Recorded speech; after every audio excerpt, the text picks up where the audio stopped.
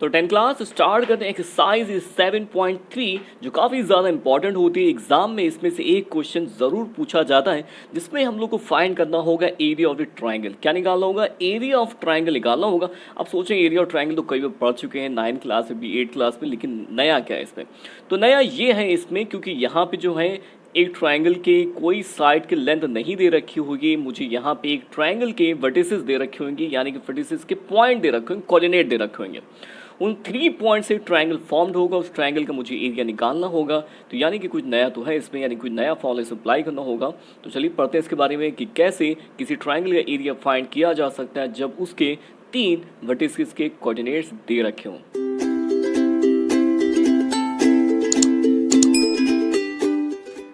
तो ये जो मैंने फॉर्मूला यहाँ पे नोट कर रखा है, इसमें ये नया है कि आपको यहाँ पे एरिया जो फाइंड करना होगा किसी ट्राइंगल का, वहाँ पे कोई भी साइड की लेंथ नहीं दे रखी होगी और वहाँ पे सिर्फ दे रखे होंगे उसके वर्टिसेस के कोऑर्डिनेट्स दे रखे होंगे।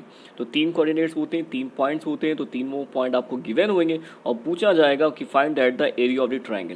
तो इन कोऑर्डिनेट्स से कैसे एरिया निकाला जा सकता है, उसका फॉर्मूला क्या होगा? तो उसका फॉर्मूला होगा area is equal to 1/2 x1 in bracket y2 minus y3 plus x2 in bracket y3 minus y1 plus x3 y1 minus y2। ऐसे तो आपको लग रहा होगा कैसे याद करेंगे, तो बड़ा टिपिकल फॉर्मूला है, याद नहीं हो पाएगा, लेकिन इसकी भी एक ट्रिक होती है याद करने की। चलिए बताता हूँ कैसे इसको याद करना है। तो उसको याद करने के लिए हम लोग को तो क्लियर है कि 3 कोऑर्डिनेट दे रखे होंगे। 3 कोऑर्डिनेट में 3 x होंगे और 3 y होंगे। तो इसके लिए आप 2 जो है सर्कल बना लीजिए। एक x के लिए x1 x2 और x3, सेम एज y के लिए बना लीजिए y1 y2 और y3। ठीक, अब आपको इसमें जो है एंटी क्लॉकवाइज चलना है। तो देखिए मैं क्या करूँगा, सबसे पहले आप यहाँ पे 1/2 तो आपको याद ही रहेगा, इतना तो याद करना है। तो सबसे पहले स्टार्ट करते हैं x1 से। x1 आप लिख दीजिए। x1 लिखने के बाद आप यहाँ पे पहुँच जाइए y में। लेकिन y में आपको क्या करना है? y में आपको वो वैल्यू लेनी है जो आप यहाँ ले चुके हैं, उसको छोड़ के लेंगे।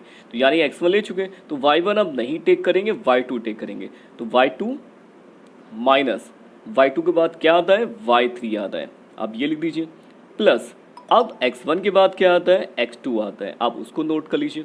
अब यहाँ पे x2 तो हमारा कवर हो गया, यानी कि इस बार y2 नहीं लेंगे। तो y2 के बाद कितना आता है? y3 आता है। तो y3 और y3 के बाद क्या आता है? y1। फिर प्लस इस बार आगे क्या लेंगे? x1 हो गया, x2 हो गया, अब नंबर आ जाएगा x3 का आ जाएगा। तो x3 आ गया। अब x3 जब आ जाएगा तो मीन्स हम लोग y3 नहीं लेंगे। तो y3 के बाद क्या आता है? y1 आता है। तो हम लोग क्या ले लेंगे? y1 minus y2। तो इस तरह से फॉर्मूला हमारा कवर हो गया है। ब्रैकेट बंद कर दीजिए।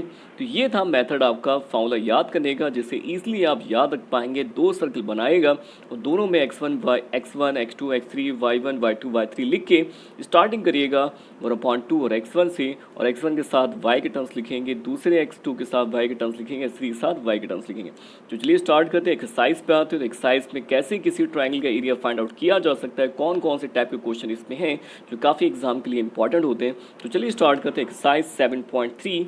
तो क्वेश्चन नंबर मैंने फर्स्ट यहाँ नोट कर लिया एक्सरसाइज नंबर 7.3 में, जिसमें निकालना है find the area of the triangle whose the vertices are this. 3 vertices दे रखी, नाम डाल लेते हैं x1 y1 x2 y2 x3 y3। अब मुझे लगाना है यहाँ पे एरिया ऑफ ट्राइंगल। तो पहले लिखते हैं फॉर्मूला। तो फॉर्मूला देखिए मैं कैसे लिखूंगा, उसी मेथड लिखूंगा। x1 से स्टार्टिंग करेंगे। x1 के बाद x1 को y1 को छोड़ के y2 माइनस y3, फिर आ जाएगा x2। x2 के बाद क्या आता है? y3 माइनस y1, फिर x2 के बाद क्या आता है? x3, तो y1 minus y2। Formula cover हो गया। अब सिर्फ आपको यहाँ पे वैल्यू पुट करनी है। x1 कितना है? 2 है। y2 कितना है? 0 है। y3 कितना? -4। तो -4 यहाँ पुट करेंगे तो प्लस हो जाएगा। x2 कितना? -1, तो यहाँ साइन चेंज कर दीजिए। y3 कितना है? -4। y1 कितना है? 3। x3 कितना है? 2 है। y1 कितना है? 3 है। और y2 कितना है? 0 है। अब बस आप कैलकुलेट कर लीजिए, आंसर आपका आ जाएगा। तो क्या बचेगा यहाँ पे? 0 + 4 = 4, 4 2 = 8, तो -4 -3 यानी कि -7, -7 -1 इज +7। तो ये आ गया 3 - 0 = 3, 3 2 = 6। तो इसको ऐड कर लेते हैं। तो एडिशन कितना आ जाएगा यहाँ पे, एडिशन इसका आ जाएगा 876 का, तो हमारे पास रिजल्ट आ जाएगा 7613 और 13 और 8 21, तो यानी कि 21/2। अब ये क्या निकाला, ये तो एरिया निकाला। पॉइंट्स में निकालना चाहे निकाल सकते हैं, ना निकालें कोई बात नहीं, लेकिन इसका जो यूनिट होगा उसको लिख देंगे स्क्वायर यूनिट। मीन्स यहाँ पे मीटर स्क्वायर नहीं लिखना है क्योंकि पता ही नहीं सेंटीमीटर है मीटर, इसलिए स्क्वायर यूनिट लिख के छोड़ दीजिए।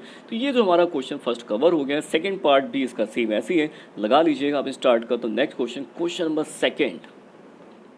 तो अब स्टार्ट करते हैं क्वेश्चन नंबर सेकंड, जो एग्जाम पर्पस बहुत ही ज़्यादा इंपॉर्टेंट है, मैं तो बोलता हूँ मोस्ट इंपॉर्टेंट। एग्जाम में इसके पूरे चांस होते मिलेगा आपको। क्वेश्चन में ऐसा क्या नया है, in each of the following find, in each of the following which point given है, find the value of the k for points are collinear. अब यहाँ वर्ड आ गया कोलिनियर, तो कोलिनियर का मतलब क्या होता है, कोलिनियर का मतलब होता है किसी पॉइंट्स का किसी स्ट्रेट लाइन पे लाई करना, या फिर ये कह सकते हैं 3 पॉइंट से एक स्ट्रेट लाइन का बनना, यानी कि तीनों पॉइंट जो होंगे किसी एक स्ट्रेट लाइन पे लाई कर रहे हैं।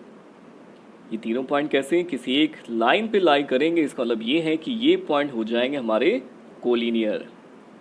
कोलिनियर मीन्स किसी स्ट्रेट लाइन पे पॉइंट्स का लाई करना।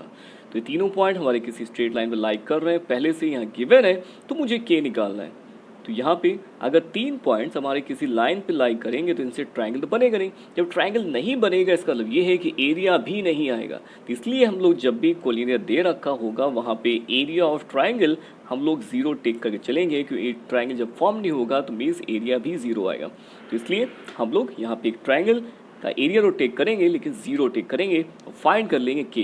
तो किसी भी क्वेश्चन में आपको कोलिनियर दे रखा हो या कोलिनियर लाना हो तो वहाँ पे हम लोग क्या करेंगे, अगर कोलिनियर लाना है तो 0 लेके आएंगे एरिया, और अगर कोलिनियर गिवन है तो area of the triangle is equal to 0 take करके चलेंगे। तो हम लोग क्या करेंगे, area of triangle is equal to 0, ये किसके लिए, फॉर कोलिनियर। तो लगाते हैं इसमें फॉर्मूला, एरिया कितना होता है, पहले तो एरिया का फॉर्मूला लगा देते हैं, 1/2 x1 y2 minus y3 plus x2 y3 minus y1 x3 y1 minus y2, और बराबर में क्या चलेगा, 0 चलेगा, क्योंकि पॉइंट्स कैसे हैं, कोलिनियर है। तो x1 y1 x2 y2 x3 y3 value put कर देते हैं यहाँ पे। x1 कितना हमारे पास 7 है, y2 कितना है 1 है, y3 कितना है k है, प्लस x3 कितना, x2 कितना है 5, y3 कितना है k, y1 कितना है -2 यानी हो जाएगा +2, x3 कितना है 3, y1 कितना है -2, y2 कितना है इस 1, तो वैल्यू तो पुट कर दी है। अब ये 1/2 हमारा 0 पास आके मल्टीप्लाई होने पे 0 वैल्यू देगा। अब हमारे पास कितना बचेगा, 7 के अंदर मल्टीप्लाई करनी पड़ेगी क्योंकि ये 1k में से सब्ट्रैक्ट नहीं हो सकता। तो यहाँ पे कितना आ जाएगा 5k, यहाँ आ जाएगा 10, यहाँ पे कितना आ गया माइनस माइनस प्लस, ऐड हो सकते हैं तो कितना आज याद रखिए, एडिशन हो रहा है तो एडिशन करिएगा, सब्ट्रैक्शन तो सब्ट्रैक्शन करिएगा। तो -3 और 3 कितना हो गया, 9 हो गया। अब यहाँ से निकाल लेते वैल्यू तो k, तो ये तो 0 हो गया। हमारे पास कितना बचेगा, के टर्म्स उनको अलग सॉल्व कर लेंगे, जो बिना के उनको अलग सॉल्व कर लेंगे, 7 10 9, तो वैल्यू हमारे पास आ जाएगी 8, और यहाँ कितना आ जाएगा 2k, तो हमारे पास 2k इज इक्वल टू 8, तो यानी k आ गया 4, तो वैल्यू हमें k की मिल चुकी है। तो याद रखिएगा जब भी हमें पॉइंट्स कोलिनियर दे रखे हों तो एरिया क्या लेंगे, 0 लेके चलेंगे, अगर कोलिनियर लाना है तब भी 0 लाना होगा। तो इस तरह से ये क्वेश्चन कवर होता है, कंप्लीट होता है। सेकंड पार्ट इसका लगा लीजिएगा, सेम एज है, बाकी क्वेश्चन भी सेम इसी तरह से लगाए जाएंगे, वो रहते हैं आपके होमवर्क में। तो मिलते हैं फिर नेक्स्ट वीडियो में नेक्स्ट एक्सरसाइज के साथ।